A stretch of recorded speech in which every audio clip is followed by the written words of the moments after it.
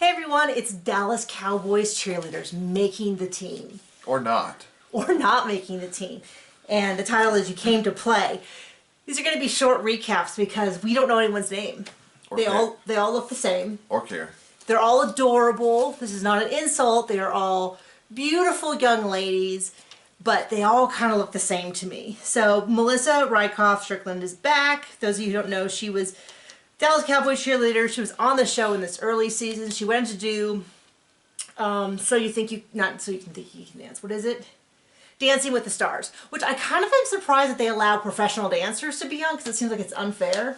But anyway, that's a whole separate story. They have 52 girls. I thought it was 51, so they have to cut 16 people to get to a team of 36. Not after tonight. Not after tonight, though, because they cut them fast.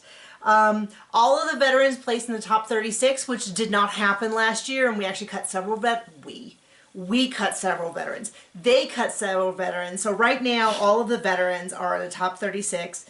And if you don't know the format of the show, we don't really ever see the veterans again. So tonight we actually saw quite a bit of the veterans, and that was nice.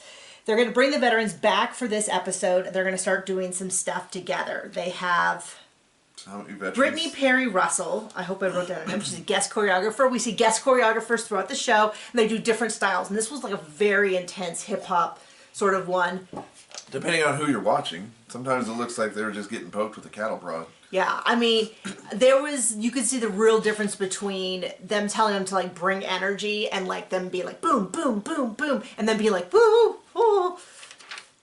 Not to make fun of the dancers because I'd be far worse, but you can really see the difference between the veterans who are used to learning new stuff and understanding what it is Kelly and Judy want, because a lot of the dancers that are coming have a different background, and so there's always the people who struggle to have power. Anyway, we run through. It was good to see. Gina was a big standout. She's a veteran. Armani, who was tried out last year, who I love, who's super cute. Madeline, who's a veteran, was struggling, all that. But pretty much I felt when we watched the rookies that there was some real trouble, and they called. They're looking for, there's two things going on. They're looking for who's going to make the team, which is the biggest thing. But they're also, this is kind of a thing, they're looking for who's going to be on the point of the star, which is their traditional dance.